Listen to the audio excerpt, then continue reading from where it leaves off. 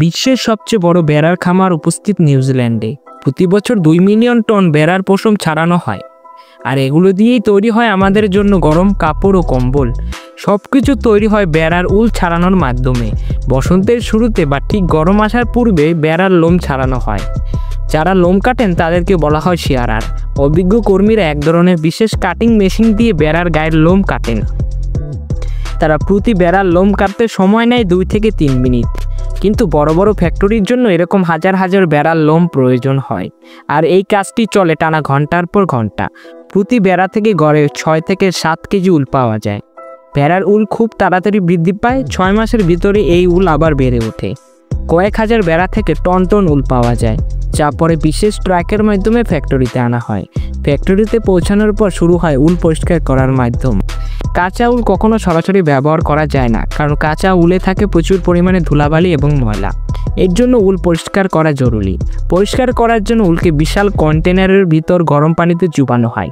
সেখানে বিশেষ ডিটারজেন্ট মিশানো থাকে। সেখানে কয়েক ধাপে উলকে ধোয়া হয়। প্রথম ধাপে মূলত মাটি এবং ধুলো দূর হয়। দ্বিতীয় ধাপে তেল ও চর্বি পরিষ্কার হয়।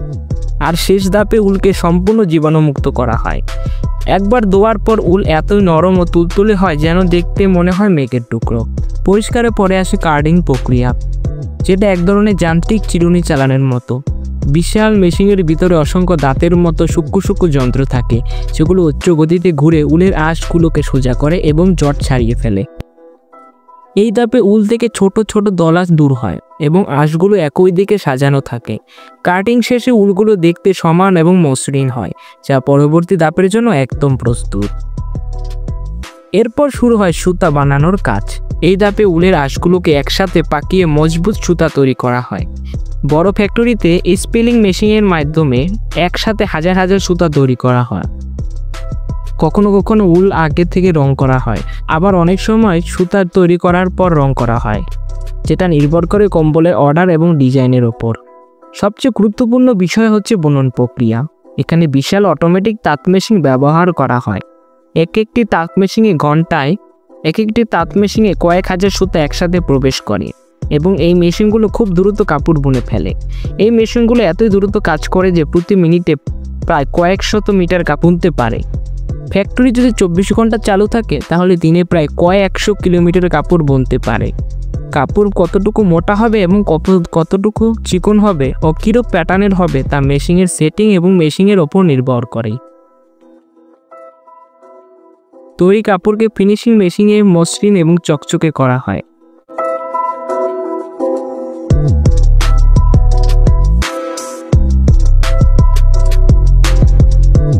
এরপর কম্বলের আকার অনুযায়ী বড় কাপড় কেটে নেওয়া হয়। অনেক সময় ডিজাইনের জন্য প্রিন্টিং বা এমব্রয়ডারি করা হয়। কাটা কাপড়ের চারপাশ সেলাই করতে মজবুত করা হয়। প্রয়োজনে বর্ডার লাগানো হয় যাতে কম্বল দেখতে আরও সুন্দর। শেষ ধাপে কম্বলগুলো ভাঁজ করে পলিথিন বা বক্সে ভরা হয়। তারপর কোম্পানির লোগো ও লেবেল লাগিয়ে বাজারে পাঠানো হয়। এভাবেই আপনার হাতে পৌঁছে যায় আরামদায়ক একখানা কম্বল।